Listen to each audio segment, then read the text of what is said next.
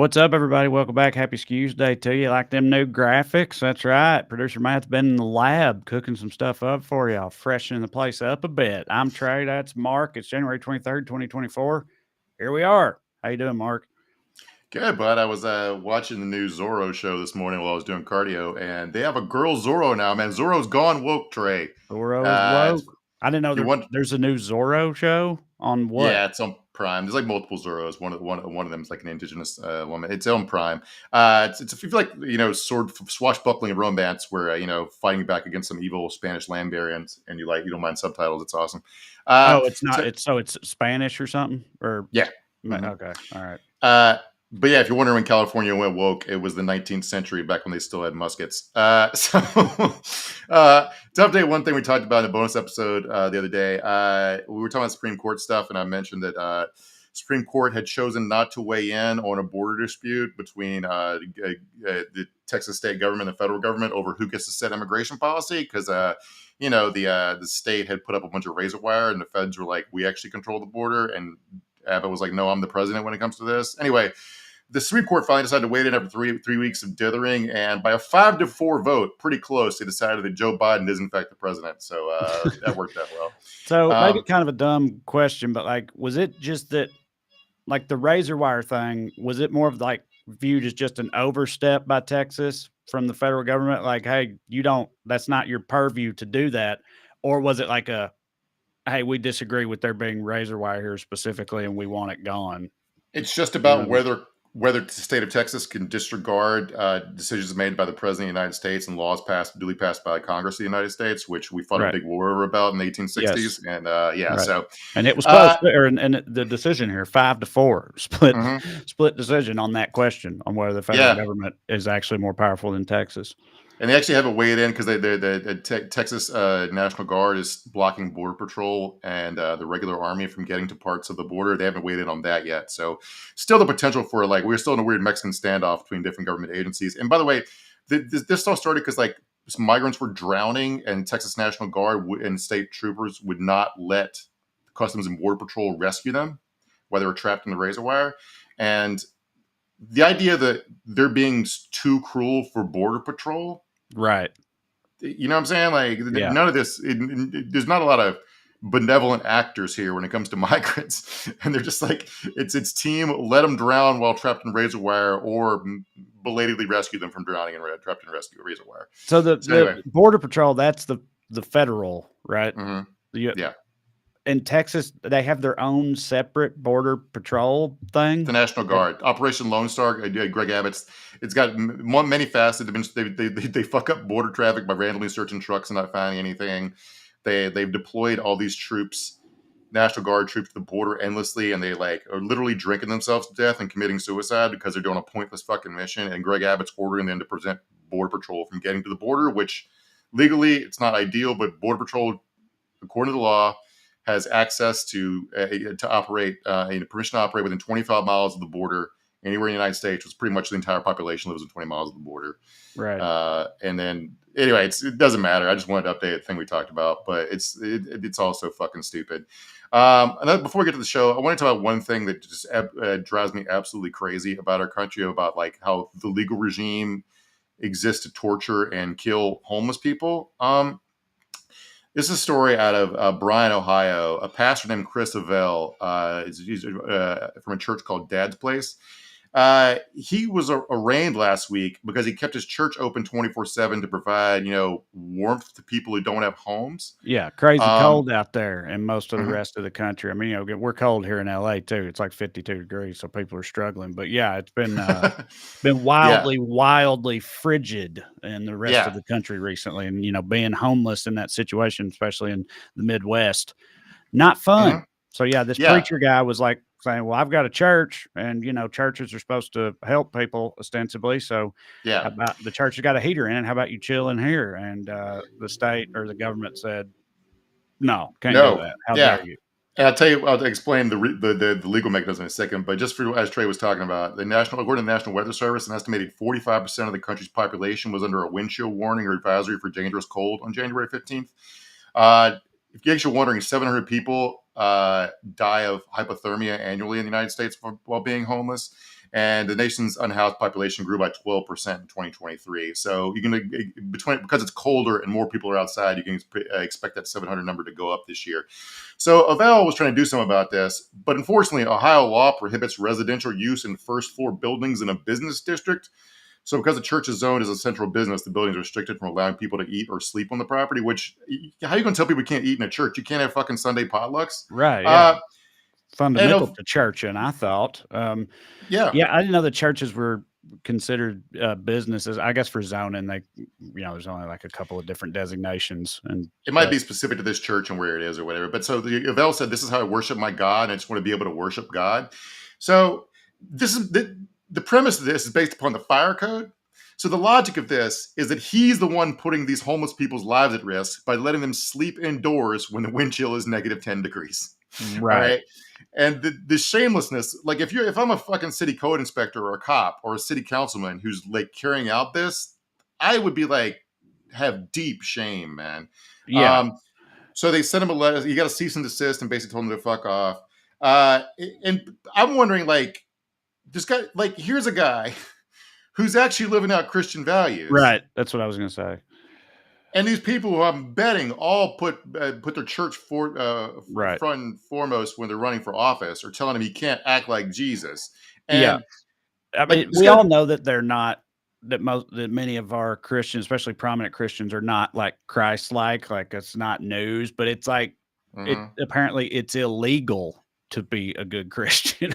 Like, it's illegal to be Christ-like. You know what I mean? And it's the opposite is also true. Like, you prosper by being, a fake Christian, and it's always hard to be a good one. It's always important to note that Jesus was executed by the state for being an advocate for the poor and downtrodden.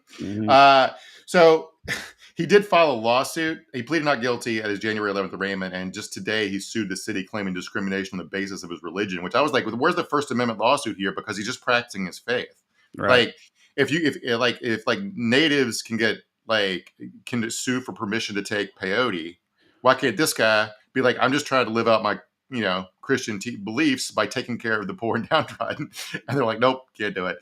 So yeah, go ahead. It just shouldn't. I mean, of course you're right about all that, but it's just like, it just shouldn't even need to be done. You know what I mean? Like, you shouldn't have to take it to court to, feed someone, especially when you run a church. I mean, no one should, it should be true for anybody, but like, it's a church. It's doing what a church, you would hope a church would do. And so many of them don't. And hell, maybe this is why, because the law says you can't. I don't know. Right. But there's this idea that like homeless people just aren't motivated to live indoors, even though it's like 5 degrees outside. So we just make their more and more miserable. They'll just go get a job. That's why I was going to say that too. Like, people just like, on park benches and stuff that they make with bars going across, like segmented, so it's impossible to lay down on or play under certain, places where they think homeless people go. They'll just put like spikes there, so you can't lay down. It's like, we'd much prefer to make them even more miserable, like you said, torture them basically, than to ever even consider trying to give any kind of assistance or anything. And I guess in their minds it's like, we got to motivate them to get their shit together. They just haven't been properly motivated to get their shit together, so this should do it. Yeah, and one night sleeping indoors where they're not freezing to death, isn't it? Like, we'll take all the pressure off of them. But like, it's amazing to me how much like being in a position of authority can break your brain when it comes to this shit. Because when normal people look at it, it's fairly obvious that like this is inhumane. The government should do something about it. If the government's not going to do anything that a regular person should. So here's a case in Houston, an organization called Food Not Bombs, which has been handing out food for decades to homeless people in Houston, and they get like. They constantly get ticketed and arrested for it. Like $500 a pop fine for feeding homeless people without permission from the city. So they were tried to have a trial recently, and I guess for these little code violation trials, you just need a jury of 3 people. So they brought in 15 people to try to find 3 to hear the case, and they couldn't seat a jury because everybody's like, wait a minute. No, I can't be impartial. They're giving sandwiches to homeless people, and you're trying to fine them $500 for it. What the fuck are you talking about? I mean, I'm heartened by that a little bit. You know what I mean? Yes. That all 15 of them, drew that conclusion. Because I wouldn't have been surprised in Texas, you took 15 random people if, at least a couple of them were like, hell yeah, it's what it's what they need. Like you said, Mhm. motivate them. But you can't be feeding them. It's like a stray cat. They'll keep coming around and expecting it more. Yeah. Like that type of thing. But apparently, this has been the norm. Here, reading from this article here, roughly 90 tickets have been issued since March to volunteers with the loosely organized organization, which serves meals to people in need near the Central Library. The city has yet to win a single case. The one case that reached a verdict was decided for the plaintiff. So, like, out of 90 tickets, they haven't been able to get a single $500 fine. They're just continually harassing these people. And I've seen videos of this organization. They just stay. They go out. They hand out food. The cop shows up, gives them a ticket. The guy says thank you and goes back to feeding the homeless people. It happens every fucking week. Anyway, I quote this from this legal expert here. At the end of the day, the jury has to decide: is this guy a criminal or is he a good neighbor? I could see the jury saying this guy's a good neighbor. Yeah, exactly. But this reminded me of, like, I have a buddy who works in, like, he's like head of code enforcement for like a mid-sized city, and so his department's supposed to, like, they get complaints about people who haven't cut their grass, and they're supposed to Right. go out and give him tickets. But instead, he started a program where, like, if you don't have a lawnmower, your lawnmower's broken down, they just loan you a lawnmower, and if you mow it, you don't get the ticket if you're able to, right? Right. And he got screamed at city council meetings for this, by neighbors who wanted their neighbor ticket. They don't want the grass cut. They just want to see somebody punished. And I just don't know Right. how to exist in this fucking crazy ass country with these people. I know, It's like that's what I'm this. saying. That's why I was kind of surprised about the thing you said about the jurors that were brought in there, is because I would have expected more of them to be like that, because, we all know those people. They all exist, especially if you're talking about in like a neighborhood and shit, like, Mhm. you know what I mean? Like the HOA types and stuff who just like, I don't know, seem to live to see their neighbors go have some issues or, go through some shit or whatever. I don't Yeah. know. And yeah, my buddy, like, who has, like, a sane person working in government who breaks his heart to issue a couple $100 fine to a broke person with a broken lawnmower. So he comes up with a workaround for it that's successful, and everyone gets mad at him. And if they're not, it's not even like, I can see the city being mad for being deprived of the revenue, as cold hearted as that is. But, like, these are just people who just want to see somebody punished. It's insane to me. I don't get it. Yep. All right. Truly a hellscape. But let's let's move on into the show. Like I said, producer Matt's here doing his thing, whipping up some new graphics for you. We have another one for you in just a second. But before we continue, I wanted to remind you of a couple of things. Number one, if you'd like to see me do stand-up comedy live, go to TreyCrowder.com and get your tickets. Come see me. I'll be in Florida. I'll be in Orlando tomorrow and Tampa on Thursday. And then I got St. Louis, Indianapolis, DC, Virginia, and lots of other places coming up after that. Matt, need to get you a new graphic, by the way, which I will handle soon. Anyway, go to TreyCrowder.com, check it out. Also on TreyCrowder.com, you can see me and Corey's book, Around Here and Over Yonder, comedic travel guide. It hits for people. It's funny. You can get the audiobook on Audible as well.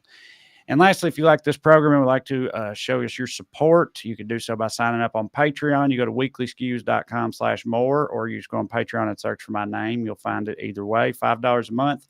Get you access to full-length bonus episodes. Like Mark said, we just did one a couple of days ago. We do 2 a month. We cover things that happen in between the main show or just whatever we want to talk about. And it's a good time. We think you'll enjoy. If you like this show, you'll like that show, because it's kind of sort of the same show. It's just more of it. So sign up, support the show, get some more skews in your life. We appreciate it. Now, as for the show tonight, we're going to be talking about the overdue end to perhaps the most disastrous presidential campaign in living memory. That's right. We're talking about Florida governor and noted spaghetti person Ron DeSantis. It is all over. We will break it down in a little bit. But first, the Daily Dumbass. Matt, show it to them. See what they think.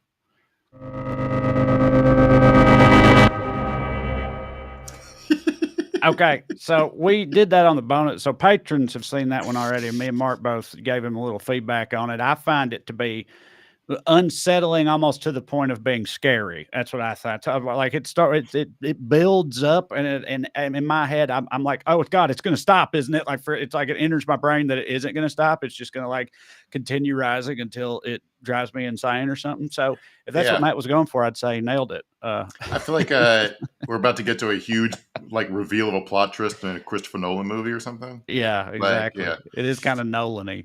Mhm. Anyway, our DD tonight is Oklahoma furries for thinking they can hit homeroom without first being spayed and neutered. That's right. Oklahoma State Representative J.J. Humphrey is trying to ban furries from all Oklahoma schools, Mark. Right. And just as we just discussed many times, they don't exist, not in the way he thinks. And it's just like the fact this meme is resulting in legislation is like fucking hilarious to me. I'm not going to, we've talked about this a few times. We tried to do the whole segment trying to get to the bottom of whether any single kid had ever done this. And we found one kid in Idaho, I believe, who'd seen this meme on Facebook as a joke, went to school dressed like a cat. They sent him home immediately to change clothes, even though it was a good bit. So, Yeah.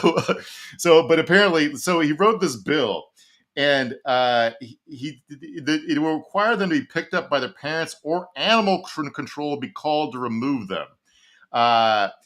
See, he said, I got a call that they have one of these kids come in as a furry, as a cat, to have this kind of nonsense going on at the school. We're here to teach education. You know what's funny about to me about, yeah, we should be teaching education, all right, be doing numbers and stuff. But yeah, he said, yeah, the parents would either have to pick them up or they would call animal control. What's funny about that Right. to me is it's kind of like implicitly acknowledging that person's chosen identity or whatever, this Right. hypothetical non-existent Right. person.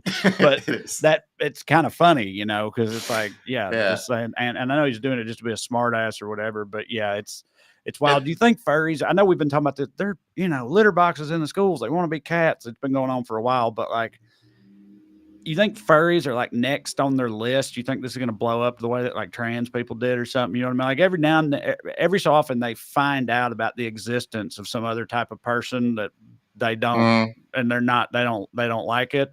And then they just become obsessed with it after that. And it's been trans people for like 8 years now, but you know, I wonder if furries are, are next on their list. yeah, they found every now and then they find out about a new group of people and they don't like it. You just summed up the entire conservative reactionary movement. I know, right? Yeah, I know. They just went So, most of their existence without really knowing about any of it. That's what it's like these people that like it's un-American, it's being shoved down their throat when it's like, you know, these people have always been, it's always been a country of immigrants and all this stuff, but like they just didn't ever used to have to hear from them, you know, like they didn't have platforms and stuff so they could just ignore that those people existed, stay in their white neighborhoods with all their straight friends and go to church and whatnot. But now they just, you know, they turn on, there's a Cheerios commercial with an interracial couple in it or whatever. And they have to be reminded that like sometimes people are different and that really makes them uneasy. can you imagine like if like how immigration policy would have been in like the 1830s if like people all over the country had access to like TikToks that showed them Italians in New York or something? It would have been fucking Right. insane. Yeah. So this bill is so written so poorly, it tries to ban anthropomorphic behavior, which Right. anthropomorphic means Yes. when you apply it to cartoons and animals, you're talking about them acting like a human, Acting like a human. person. Right. So Yeah. they're outlawing acting like a person in schools. Right. Yeah. But even if you're going to outlaw people dressing up like animals and dancing around, how's that going to work with mascots at football games? Right. Yeah, I have a lot of questions to JJ Humphrey. Yeah, but you're right. Anthropomorphic, that would imply that it's actually like a cat who's pretending to be a human. You know what I mean? And I would agree we don't need them in our schools. All right. They cause enough trouble. But yeah, no Puss in Boots. No cat in the Hat. So JJ Humphrey's on one. He's a Republican, if you're wondering, from Lane, Oklahoma. He also introduced another bill that would label all Hispanic people as terrorists. This headline's poorly written. Gang members, right? Or no, the headline's poorly written. It says gang members, but that's not true. Basically, anybody who's Hispanic of Hispanic origin is automatically a suspected terrorist. It's coming right out and saying it, man. The way it works, this is, you know, games with language, but it defines everyone who's Hispanic as a gang member and therefore terrorist. So, like, yes, Hispanic gang members are technically terrorists, but everyone who's Hispanic is a gang member. He got some feedback about this that he didn't like. In this, me reading the story, he apologized, but then doubled down. He said, I apologize for using the word Hispanic, but I was not wrong. Again, these are Hispanic. Reality is they're Hispanic. There's nothing to be ashamed with. What the fuck? This guy don't talk all that good. You know? No. Like JJ Humphrey speak English. This is America. So he's going to amend the bill to go back to being, instead of Hispanic, to undocumented here illegally or something like that, end quote. If you wonder who Humphrey is, in an interview with The Intercept in 2017, he referred to pregnant women as hosts for the fetus. And he has a subhead on his Wikipedia page titled Cockfighting Advocacy. Finally, somebody stands up. Yeah. Humphrey was quoted as saying, "You're dang skippy. I'll take my kid to a chicken fighting before I'm taking them to see a drag queen." Yes, he called it. I'm taking my kid to a chicken fighting before I'm taking them to see a drag queen. Uh, Oklahoma's going insane. Like, we don't talk about it much because not a lot of people live there. Although, do shout out to Jim Gray of the Osage Peoples, who was sending me some of these stories. And his cousin is now going to be performing at the Oscars because they all worked helped out with "Killers of the Flower Moon," and one of their songs got nominated. Holy shit! So Sorry, I what just happened? almost called 911 on my. I almost butt dialed 911 just now. I don't know if y'all could hear the siren going off, but I pulled it out and it was counting down that it was going to call 911 in 3, 2.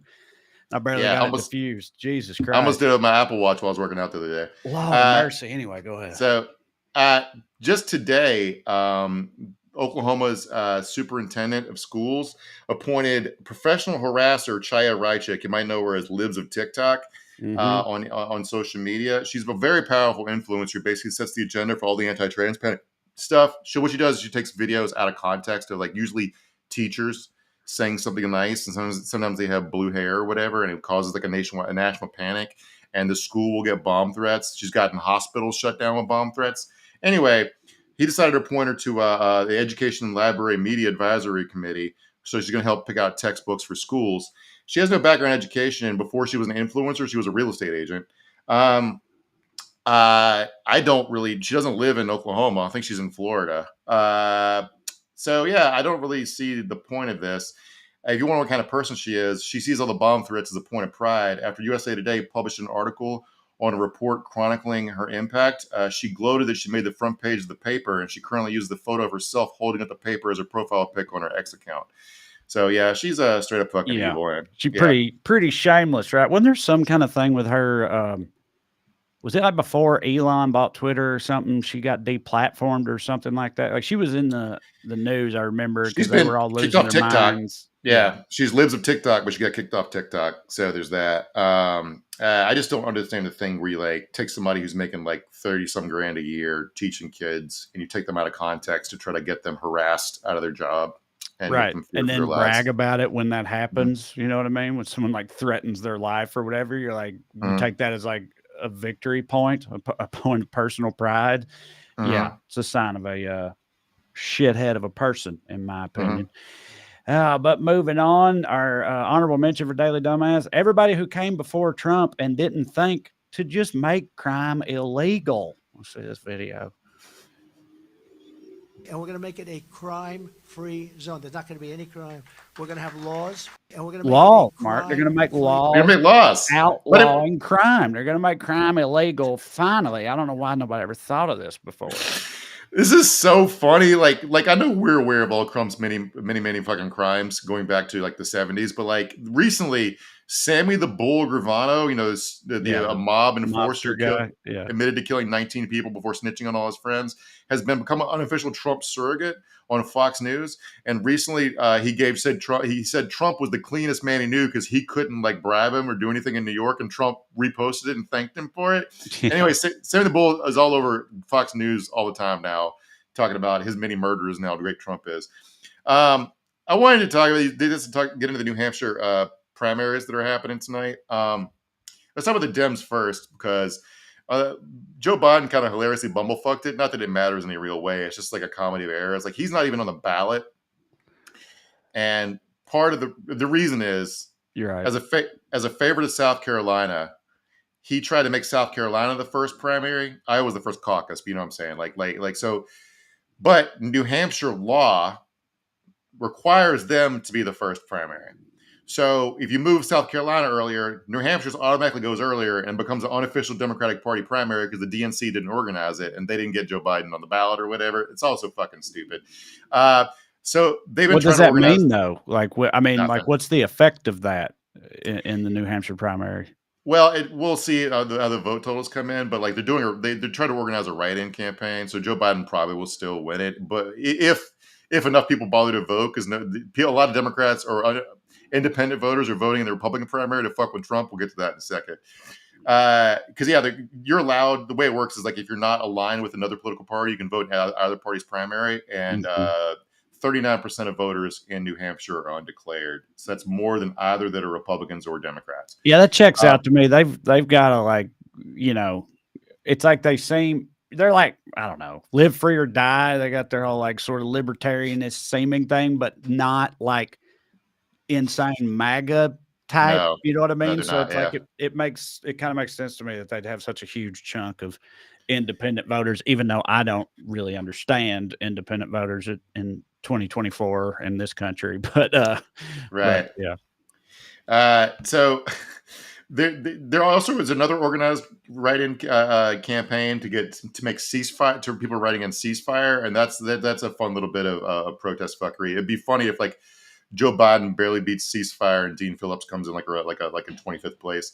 If you want to talk about the independent spirit of New Hampshire voters who tend to be more moderate than the rest of Republicans around the country, Joe Biden has a 38% approval rating in New Hampshire, which is still higher than the rest of the country, I think, right now. But he still beats Trump head to head 52 to 45. Right. So nobody's super happy with the choices this election. That's fine. That's the way it goes. There's some weird fuckery going on. There's a fake Joe Biden robocall, and I listened to it. Yeah. It sounds like really, really like Joe Biden, even to the point where it starts off with "What a bunch of malarkey." Right. Is this an AI thing? I heard about Yeah. this. Is it so? Yeah. This is like an AI generated. Yeah, Mhm. it's gonna get wilder before it calms down. I think with all this Yeah. this type of fuckery here. But yeah, this is pretty nuts. I've had smart friends of mine being taken in by some obvious AI shit, and I don't know how nobody in power seems to be concerned about this. I know there are Right. First Amendment problems, which is trying to regulate a bunch of speech, but like they're I don't know. I don't have any solutions to it, but nobody seems that worried about it, which is frightening because we're about to see a bunch of AI deepfake sex tapes of every public figure. Right. Well, maybe this right here or additional things like this will, make people give a shit about it, like Mm. policymakers and whatnot. If actually starts to affect them or somewhat, maybe they won't be able to ignore it anymore. Mayor Biden got really concerned about AI after he watched Mission Impossible, the last Mission Impossible movie. Yeah. So the robocall was telling people not to vote on Tuesday and telling them to save their vote for the general election, like you only get one. Like it's there's a- timeouts in a football Right. game or something. Yeah. So there's a history of this type of rat fucking in New Hampshire. In 2002, a phone jamming effort carried out during a highly contested Senate race. Two Republicans ended up being convicted of using computer-generated phone calls to disrupt Democrats get out the vote call center operations. So yeah, I don't. The Democratic side of this doesn't really matter. Let's talk about the Republican side of it for a few minutes. Trump's gonna win. Let me check the results right now. Yeah, right now with 23% in, he's at 52.5. Then Nikki Haley's 46.6. Now, yesterday, the Trump campaign was bragging they were going to win by 30, and then today they were saying 7 points would be a good victory. So Right. that tells you how their exit polling came in today. I mean, does this imply? I know we're going to talk about DeSantis in a little bit, but the idea being with DeSantis dropping out, I know he was like he wasn't. It's not like he was garnering much support anyway, but like the people that don't like Trump that are Republicans are like rallying behind Nikki Haley now that DeSantis is gone and like bumping her up a little bit. I know it's not going to matter and Trump's still going to win the primary, but Well, I think the main takeaways are here are for the general. Like that's the only thing interesting to me about here because like right. I don't know how many DeSantis voters went to Trump. I don't think it's a lot, but to me the takeaway is the Nikki Haley 46.5. It's a Donald Trump is only at 52.5. Yeah. You know what I'm saying? Right. So a poll Monday showed Trump leading Haley by a whopping 22 points. That's obviously off, or at least off so far. Maybe he'll get a huge batch of votes later. I don't know. But Nikki Haley won Dixville Notch 6-0. You know about Dixville Notch, don't you, Trey? Dixville Notch? No, it's I like the name. It's a little there, but little town in New Hampshire that takes pride on voting first. They all get together at midnight in the local church and vote. I guess 6 people. All 6 of them? Yeah, right. all 6 people in the town voted for Nikki Haley. So she had a 100% lead for like 8 hours there. The main thing that happened over the weekend is that Trump confused Nikki Haley and Nancy Pelosi to an alarming degree, and it wasn't really in a way that could be a slip of the tongue. And let's watch that moment so you can see what I'm talking about. This is full on confusion. Never reports the crowds, you know. By the way, they never report the crowd on January 6th. You know, Nikki Haley, you know, did you know they destroyed all of the information, all of the evidence, everything? Deleted and destroyed all of it, because of lots of things. Like Nikki Haley is in charge of security. We offered her 10,000 people. Never reports the Yeah, crowd. so it's like you said, it's hard to defend that as like a slip of the tongue when he repeats her name 3 and ultimately 4 total times in that little 20-second clip where he implies that he mixes her up with Nancy Pelosi as far as January 6th goes. And I can't wait for this to be completely ignored by all his supporters and everything while they continue to bitch about how feeble-minded Joe Biden clearly is. Right. So, but like, it's not, the thing is, like, this actually picked up and got coverage. Like, that's the amazing thing. It wasn't just like, he had a series of slips over the weekend. One, he had this big long speech. He's complaining about wokeness in the military because they renamed the forts that were named after Confederate generals. And like, but he said we use those forts to win World War II. And I'm like, well, I guess people trained there, but there was no fighting in the fucking forts in American soil. And he tried to describe a missile defense works, and he basically went like this: bing bong boop, foo, whoop, zoop, pow pow. Like, that's how he described missile defense. Yeah.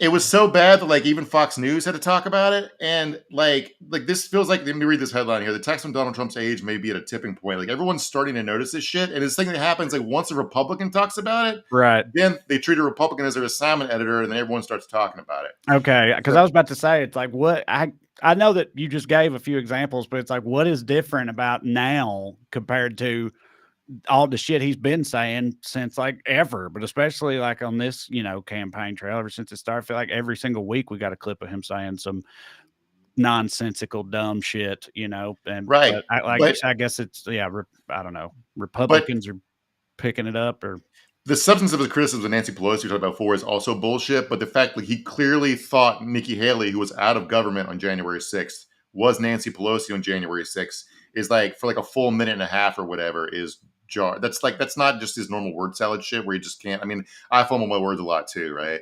But like that's not necessarily a sign of anything. But like, me forgetting my wife's name for a minute and a half would be a sign of something. You know what I'm saying? So Nikki Haley's been added to her stump speech and talked about how like he does this thing we always describe as Barack Obama as the current president. Now he has a logic to that. He's accusing Barack Obama of still being secretly in charge, but he seems to be confused by his own rhetoric a lot. But he even talks about he's running against Obama. Haley, by the way, as an assault on Biden, like a two-pronged attack, has been saying that anyone candidates over 75 should have to sit for a dementia test. She's been doing that since the beginning. But after all this, after she insulted Trump's brain, Trump challenged Nikki Haley to a dementia test. Right. Nikki Haley's 52 and she's getting creamed in this primary right now, and it makes sense for the final stage of her humiliation in this race to be a clock drawing contest with a guy in diapers. Yeah, but he aced that dementia test or whatever they gave him a while ago, where he, like you said, clock, camera, person, man, woman, and all that stuff that he did. He just best score they'd ever seen, according to him. But in his mind, he might think, because he remembers that as being some, difficult undertaking that he exceeded expectations on. So maybe he's like, and I'm infinitely smarter than her, so she probably will fail it, because I know how hard it is. I know that it's a difficult test, and I aced it anyway, but she ain't got what it takes, Maybe that's how he's thinking about it. So let me check the results here real quickly. We'll skip this next video, Matt, because we're running a little bit behind. So Trump's up to 53% now. It's still pretty bad thing for him. So one thing happened, there were a lot of people. One thing Trump's going to complain about is a lot of independents voting here, because a lot of moderates did jump into this to vote to fuck with Trump. But again, if people are voting to fuck with you, that's not a good sign for your general election prospects. You know what I'm saying? Right. The people's main thing is, I just fucking hate this guy.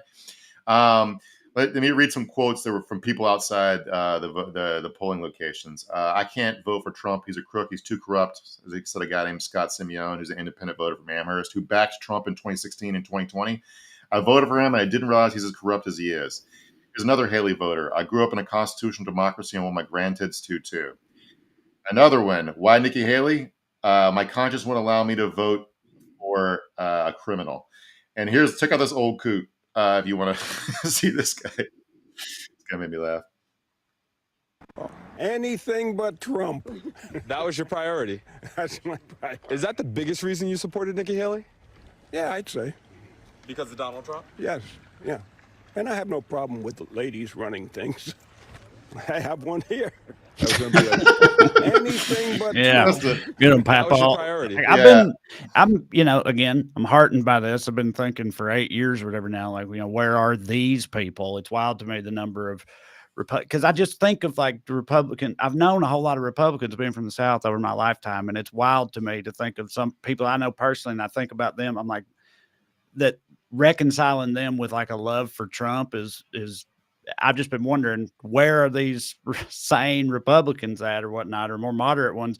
But again, this is New Hampshire, right? It's like, it's kind of culturally a thing there, Right. right? Like, and so, how much is this applicable to sentiment around the rest of the country? But if it is, though, if it does transfer, and like these people that are voting for Nikki Haley, even if other states she gets 30-40%, if a chunk of those people are like never Trumpers, then that makes me feel a We little talked about better it right now. last week. Trump's getting about the same percentage, like only 1% less in New Hampshire than he got in Iowa. And we talked about last week that fully half of Nikki Haley voters in Iowa said they would never vote for Trump.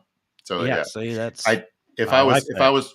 running Trump's campaign, I would feel behind the. I mean, honestly, if I was running Biden's campaign, I feel behind the 8 ball right now too.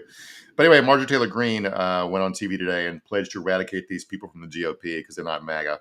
So there you go. And then Trump said he doesn't want their votes. So here we go. As we pivot to DeSantis, there's a Florida plan introduced by a minor Republican state senator named Ileana Garcia for the state of Florida to pay Trump's legal bills, under the theory that he's from Florida, he's being persecuted by the federal government, and the Florida gets a lot of pork from the federal government, so it'd be good to have a Floridian in there. They're just straight up announcing they're corrupt and the reasons for like funding his legal bills. And Ron DeSantis already promised to veto it. So yes, he did endorse Trump, but he's still primed to fuck with him a little bit. So I enjoyed that part a little bit. So I want to talk about how spectacular a failure DeSantis' campaign was, because it's really funny once you get to the damage left in his wake. And then we'll talk about that damage. But few numbers about how this is the worst fucking result in American political history. He spent $150 million between his campaign and his super PAC and only got 23,420 votes. That is $6,400 per vote, a record of failure by a factor of 10 times. The previous worst dollar per vote record was Michael Bloomberg last election cycle, who spent $450 per vote. So $6,400 to $450.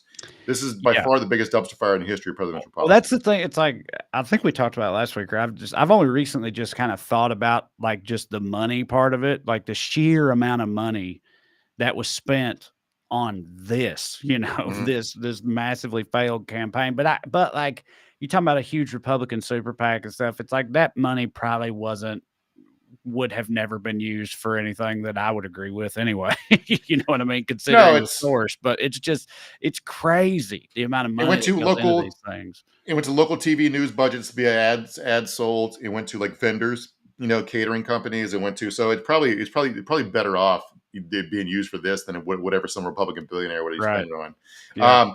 But so one guy who got this money, this is an article about like a campaign post-mortem for him. He paid a guy running his super PAC to do puzzles. This guy named Scott Wagner just sat around the office all day doing puzzles in Des Moines. He was spending it this day after day after day just doing puzzles to the confusion of all of his staff. And this guy just fucking hits for me. He just like stole DeSantis' money. Yeah, it's funny. I mean, I wonder if I don't know if he made up his mind way before DeSantis and other people did. You know what I mean? Like, the writing's been on the wall for a while. I feel like for most people with eyes, and I'm sure many in DeSantis' camp were in denial, but maybe this guy for a while now is just like, fuck it, there's no point. I'm just going to do puzzles until he finally wisens up and, I mean, everything reality. Everything his campaign did made things worse and worse and worse, like struggling in quicksand. So this might have been the most productive use of his time, honestly. Yeah. But it even was a loser in how he dropped out. He dropped out by posting a video on Twitter. He didn't have the class and grace to do it in front of his supporters who worked hard for him, which, fuck them. I don't agree with them about anything, but like for him to treat him that way sucks. His dropout speech used a fake Churchill quote. He didn't bother to look up if it was real.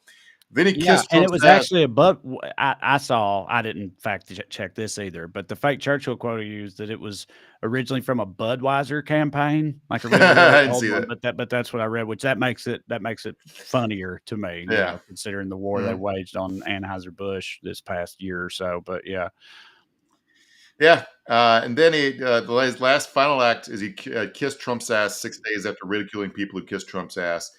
In his defense, he had a good reason to choose not to do it in person, to endorse him in person, because if you do that, he just calls you gay. Here's producing Tim Scott over the weekend. And today was a big story, the biggest story out there. He's engaged to be married. We never thought this was going to happen. What's going on? And today. Oh, dude, just right to his face, right in front of him, and that's Yeah. what you get. I mean, that's how, universally across the board, that's what he's going to do. Hey, if you're not filled in on all the context here, like Tim Scott's been a well-known bachelor. He bragged about being an adult virgin until he was like in his 40s, and so when you're in politics and you're single that late, it's like they're always going to be rumors and whatever. But I just want to say that Tim Scott is a fellow Southerner, has a proud Southern tradition of a gay man marrying a nice lady and having a sexless marriage that he met at his church. For so sure. It's like, don't take a that from long him. and storied tradition. Ain't no doubt about that. I do want to say, like, there's any takeaway from all this is like, because there was a meme going around yesterday. It's like all the mainstream political coverage is like, here's all the reasons you can't underestimate Ron DeSantis, and everybody's ready to take him seriously. And then Twitter shitpost just post a picture of him smiling weird, being like, this guy's never gonna be fucking president. Right. And like, it's obvious to anybody with a brain if you don't pretend that politics is something it's not. And politics is often very lowbrow, and Trump's not that confusing. His success isn't if you accept that reality. It's a popularity contest. Right. And you get up there and do some zingers and be interesting, right? Yeah, well, that's what, like, we've talked about this over the whole course of his campaign, but like during his rise during COVID, and he become this new Republican star as the governor of Florida and everything. I feel like there was this idea or this narrative, people on the left, especially for a long time, ever since Trump popped up, there's been this idea that's like, you think Trump is bad, like, wait till you see like the next generation, like the people that are inspired by Trump, that want to be like Trump, except they're actually smart and competent and all that stuff. And it's like, and then DeSantis was like, what, this is him. That guy's here now, and it's this guy. And then so for it to just flame out like that is hilarious to me. But it also implies it's like, if I want to be Trump is like smart or competent or enunciates and all that stuff, like then he's not like Trump. You know what I'm saying? Like that, like you said, it's lowbrow. Like that shit is hugely important to Trump's appeal amongst his people. You know what I mean? So you try to like be a more standard, straighten your tie politician while still saying all the crazy shit Trump said. It just don't land the same for these people, Right. There's like, so there's been that debate whether or not Trump's a symptom or a cause going back to 2015. And obviously America has like a populist right-wing faction. It's like racism deeply ingrained in a bunch of people's thinking, in a bunch of institutions. But also Trump is a black swan event in a lot of ways. One, he has inherited $400 million to make him legally bulletproof. He literally can't fail. He's too big to fail as a person. He's got some sort of innate charisma, and he's got a mixture of psychological issues and narcissistic personality disorder that make him a unique threat. So like you can't just recreate Trump in a lab. Right. You got to start by having his father emotionally abuse him in the 1940s. Right? Like it's like it's a long game to make a Trump. All right. So yeah, do you think that like when people were talking about like Republicans around the country again during COVID, and they heard about DeSantis, like I like the sound of this guy. Do you think they were like just expecting him to be more, like Florida-y? You know what I mean? Little like more explicitly crazy and dumb sounding and shit. Like he got out there like this guy's boring. He's from Florida. I didn't think that could happen. It's like, and he doesn't know how to talk or interact with people or show human emotions and all this stuff. Right. And everything he did was just fucking weird. And he's off-putting. He's off-putting as a person. Right. They're both prisoners of the weird media bubbles, but Trump talks about things he saw on Fox News and NFL football games, and Ron DeSantis talks about things he saw on 4chan. And it doesn't translate to like being able to communicate with regular people. At least regular people see cable news and see football. So, we all know the particulars. Trump, DeSantis has no charisma. He lacked the courage and integrity to even be honest with Trump supporters about like how they're being duped. He's also an annoying voice, and he's short. And sometimes it's just that. Like Oh it yeah. wasn't. It's not just that he's short or average height. It's obviously very sensitive about it. Oh That yeah. leaves him open to being bullied. Like it's like they can't. If you're not sensitive about it, they can't make fun of you. Is not true always, but it's sort of true. Like, Like you can't take a joke.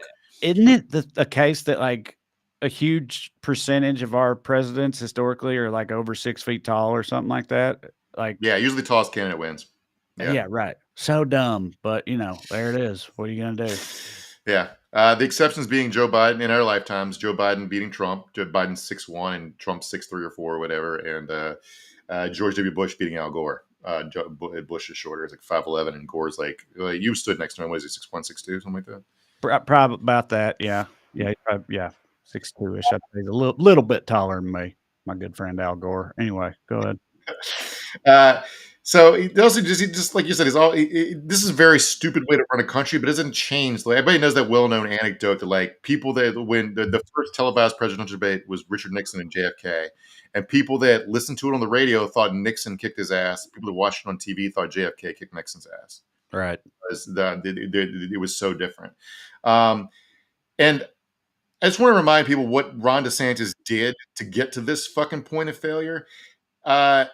I keep thinking about all the black voters he had arrested to make some point about like bullshit point about like voter fraud. The migrants he tricked onto that plane, Mhm. all for the sake of running the worst campaign in American history, just like I mean, the pure shit, sadism and service of nothing. the stuff with like trans kids and shit in the schools and the Mhm. teachers down there and everything. Like, I mean, yeah, he's done a lot of vile Have you stuff. have you followed what he did at New College?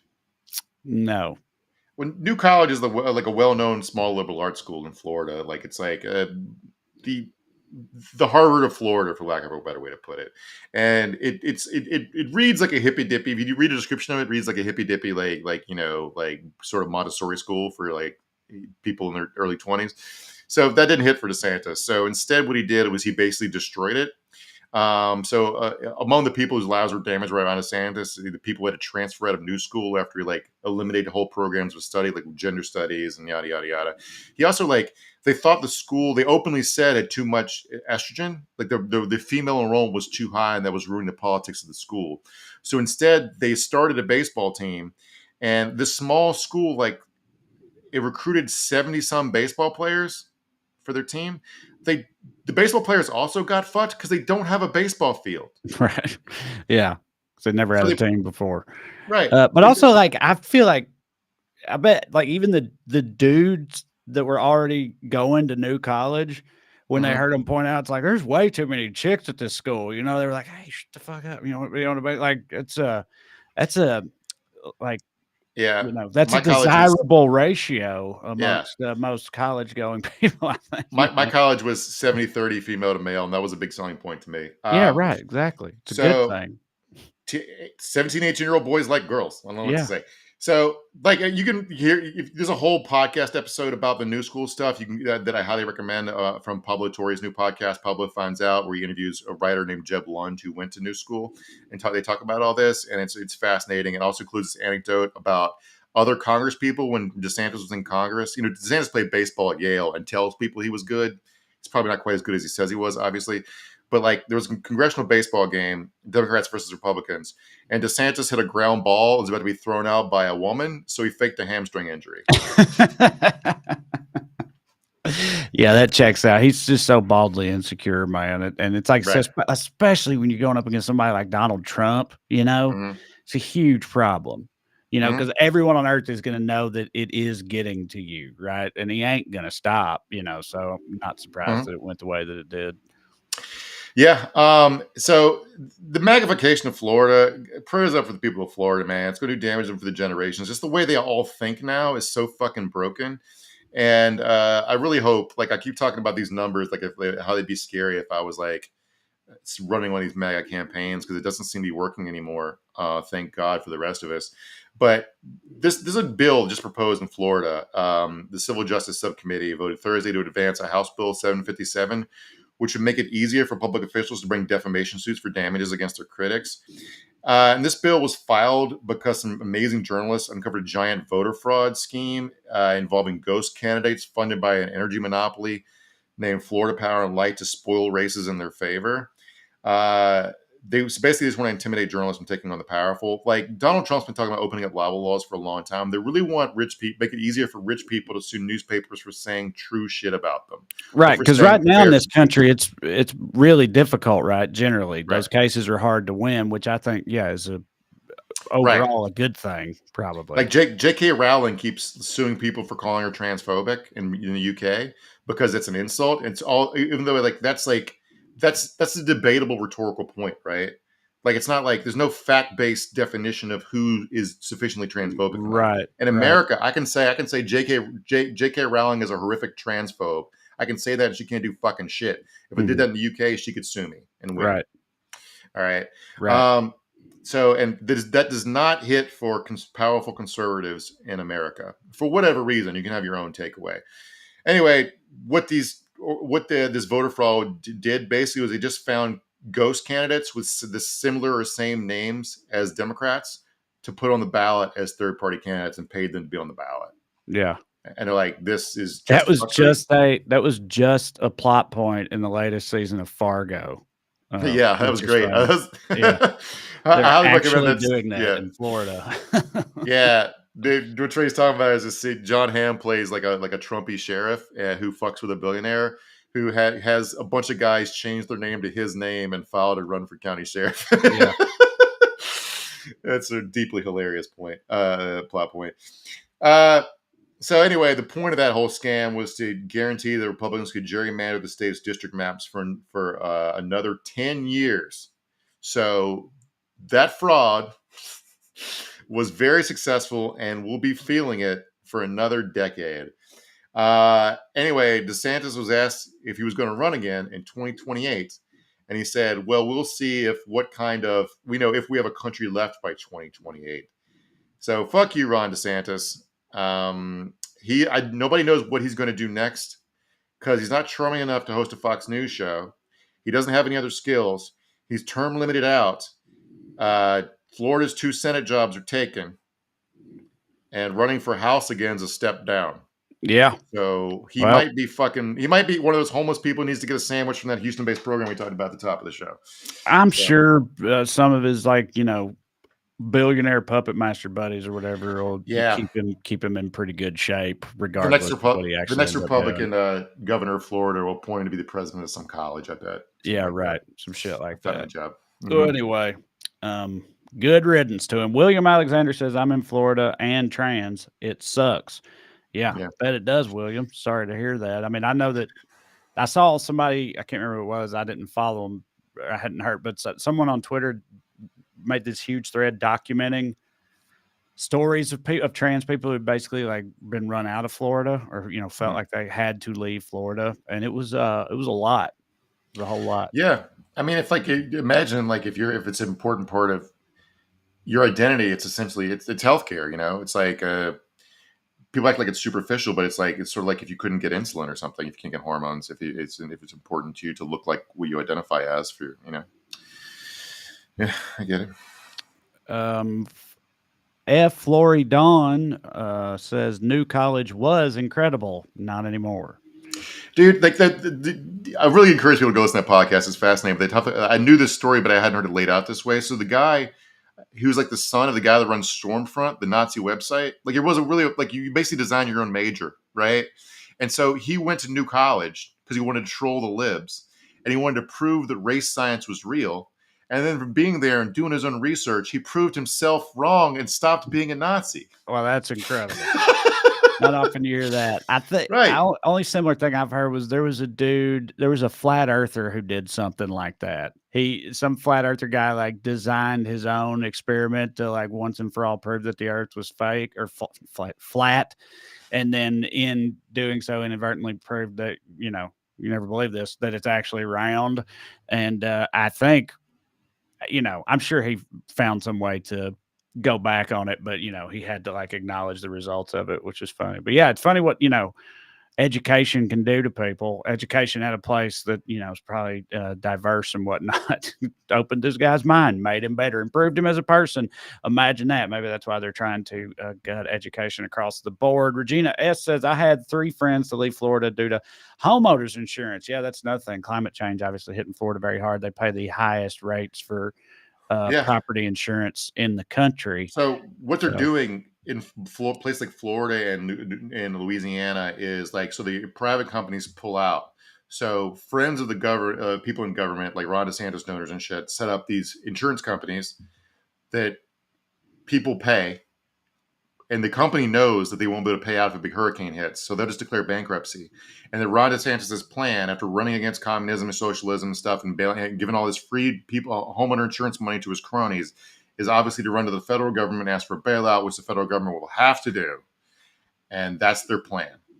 And nobody has a plan past tomorrow for any of this shit. And it's quite infuriating because the whole reason you form a government is to have somebody who thinks past the end of the fiscal quarter. Right. Brian Bellis says Disney didn't take Ron's BS and will continue to make him look like a fool. Yeah, I don't know what he was thinking taking on the mouse. You would think like that's I feel like that's like a fundamental rule of the universe, at least in this country, that's a fool's errand going after You Disney can't even legally. have a Snow White themed Disney birthday party for a 10-year-old without 5 lawyers showing up with cease and desist orders. Yes, famously litigious and also extremely wealthy and powerful. So not the best choice of adversary. But hey, they were being woke, Mark. Somebody had to show them. Patricia Paring says that makeup line around Trump's face makes him look like he fell in a vat of motor oil. Yeah, Matt. Yeah, there you go. I mean, you know, that makeup line, we've all seen. That's what I was going to say, Mark. You brought up the Nixon and JFK thing, and it's like when they saw JFK, people that saw him were like, this guy's clearly winning because JFK was a good-looking dude and Nixon was trollish. But, I mean, it ain't like Trump hits to look at, you know what I mean? But maybe he does to his people, but he's not a good-looking person, in large part because of, you know, how he paints himself orange and his weird-ass hair and the way he stands like a centaur and everything. Warren says he looks like he stuck his face in a caramel fountain. I saw an interview with a supporter of his yesterday in New Hampshire who said that he just gets better looking with age every day. I will never understand these people. Red Wave of Ketchup says, look at the skin next to his ears. It's old man white. Yeah, for sure. Yeah, we were just talking in the group chat. Corey or somebody brought up that like Trump doesn't look much different than when he first came on the scene as a presidential candidate. Like, you know, famously being president ages the shit. Like, look at Obama before he went in office and then when he left.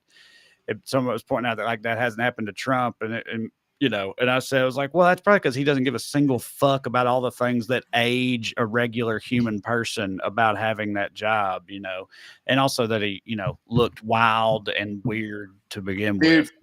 If I had to sit in the presidential daily briefings, I don't even watching the news, and I just had the public shit. But if like you have to wake up every morning at 5, and the first thing you get is like 4 generals and a national security advisor like in your office being like, sir, there's a genocide in the Congo. Gaza's gotten worse. What's going on now? What's going to happen right now? 2 countries in South America are about to go to war.